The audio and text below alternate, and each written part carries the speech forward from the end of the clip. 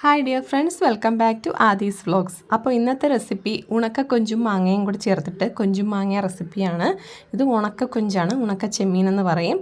അപ്പോൾ ചെമ്മീൻ നന്നായിട്ടൊന്ന് കഴുകിയിട്ട് വറുത്തെടുക്കുന്നുണ്ട്. അപ്പോൾ തീരെ പൊടിയായിട്ടുള്ള കൊഞ്ചാണ് കേട്ടോ കിട്ടിയത്. ഇതിനേക്കാൾ കുറച്ചുകൂടെ വലുത് കിട്ടിയാൽ നല്ല ടേസ്റ്റ് ആയിരിക്കും. അപ്പോൾ ഇത് തീരെ പൊടി കൊഞ്ചായിപ്പോയി.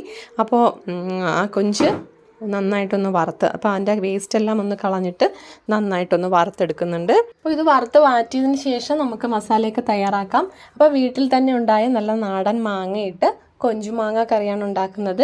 അപ്പോൾ ചെട്ടിക്കുളങ്ങര ഭാഗത്തൊക്കെ ഓണാട്ടുകര ഭാഗത്തൊക്കെ ഈ കൊഞ്ചുമാങ്ങ റെസിപ്പി ഭയങ്കര പ്രസിദ്ധമായിട്ടുള്ളതാണ്. അപ്പോൾ ചെട്ടിക്കുളങ്ങര അമ്മയ്ക്ക് ഇഷ്ടപ്പെട്ട ഒന്നാണ് കൊഞ്ചുമാങ്ങ കറി എന്ന് കേട്ടിട്ടുണ്ട്. അപ്പോൾ ഈ മാങ്ങയാണ് നമ്മുടെ വീട്ടിലുണ്ടായ നാടൻ മാങ്ങയാണ്. അപ്പോൾ ഇതിട്ട് കൊഞ്ചുമാങ്ങ എങ്ങനെ തയ്യാറാക്കാമെന്ന് നോക്കാം. അപ്പോൾ നല്ല ഡ്രൈ ആയിട്ട് ഞാൻ മൂപ്പിച്ചെടുത്തിട്ടുള്ളതാണേ. മൂപ്പിച്ചെന്ന് വെച്ചാൽ ഒന്ന് വറുത്തെടുത്തുന്നേ ഉള്ളൂ. അതിലേക്ക് മാങ്ങ ചെറിയ കഷ്ണമാക്കി അരിഞ്ഞിട്ടിട്ടുണ്ട്. ഇനി നമുക്ക് വേറൊരു പാത്രത്തിലേക്ക് ആവശ്യത്തിന് എണ്ണ ഒഴിച്ചു കൊടുക്കാം. എന്നിട്ട് കടുക്, കറിവേപ്പില, ഇഞ്ചി, വെളുത്തുള്ളി എന്നിവ ചേർത്ത് നന്നായിട്ടൊന്ന് മൂപ്പിച്ചെടുക്കാം. അപ്പോൾ ഇഞ്ചി വെളുത്തുള്ളിയുടെ പച്ചമണം മാറിയതിന് ശേഷം കറിവേപ്പില, പിന്നെ പച്ചമുളക്, പിന്നെ മസാലകളായിട്ട് ഓരോന്നായിട്ട് ഇട്ട് കൊടുക്കാം. അപ്പോൾ 1 ടീസ്പൂൺ മഞ്ഞൾപ്പൊടി, നമ്മളെ വീട്ടിലുണ്ടാക്കിയ നല്ല മഞ്ഞൾപ്പൊടിയാണ് കേട്ടോ, നല്ല മണമുള്ള മഞ്ഞൾപ്പൊടിയാണിത്.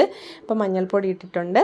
പിന്നെ 1.5 ടീസ്പൂൺ മുളക് പൊടി, പിന്നെ 2 ടീസ്പൂൺ മല്ലിപ്പൊടി എന്നിവ ചേർത്ത് ആ മസാലയുടെ പച്ചമണമൊക്കെ ഒന്ന് മാറുന്നത് വരെ എണ്ണയിലിട്ടൊന്ന് വറുത്തെടുക്കുക.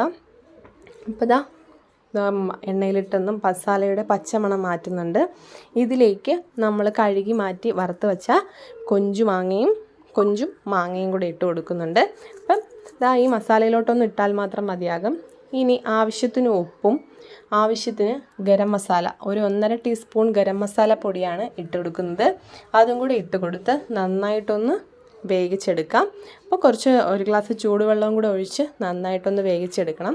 അപ്പോൾ ഞാനിവിടെ തേങ്ങ അരച്ചത് ഒരു കപ്പ് തേങ്ങയും കൂടെ അരച്ച്, 1 കപ്പില്ല, കുറച്ച് മാത്രം മതിയാകും. ഒത്തിരി തേങ്ങയായിപ്പോയാൽ തേങ്ങയുടെ ഒരു ഇതാവും.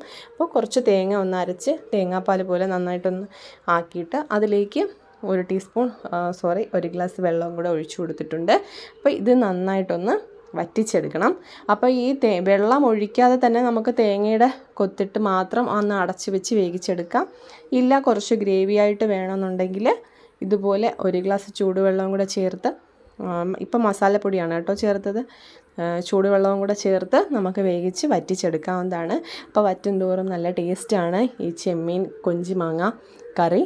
അപ്പോൾ നിങ്ങൾക്ക് ഗ്രേവി ആയിട്ട് വേണ്ടാന്നുണ്ടെങ്കിൽ വെള്ളം ഒഴിക്കാതെ തന്നെ അടച്ചു വെച്ച് വേവിച്ചെടുത്താൽ മതിയാകും. നല്ല ടേസ്റ്റാണ്. അപ്പം കൊഞ്ചുമാങ്ങ, ഉണക്ക കൊഞ്ചുമാങ്ങയാണ്, ഉണക്ക ചെമ്മീനും മാങ്ങായും കൂടെ ചേർത്ത് ഉണക്ക ചെമ്മീൻ മാങ്ങ കറിയാണ് ഇപ്പോൾ റെഡി ആയിട്ടിരിക്കുന്നത്. അപ്പോൾ എല്ലാവർക്കും ഇഷ്ടപ്പെട്ടെന്ന് വിചാരിക്കുന്നു.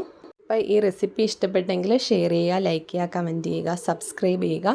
വീഡിയോ ആദ്യമായിട്ടാണ് കാണുന്നതെങ്കിൽ, നമ്മുടെ ചാനൽ ആദ്യമായിട്ടാണ് കാണുന്നതെങ്കിൽ സബ്സ്ക്രൈബ് ചെയ്ത് പിന്നെ തൊട്ടടുത്തുള്ള ബെല്ലൈക്കൺ ക്ലിക്ക് ചെയ്താൽ പുതിയ വീഡിയോസ് ഇടുമ്പോൾ നോട്ടിഫിക്കേഷൻ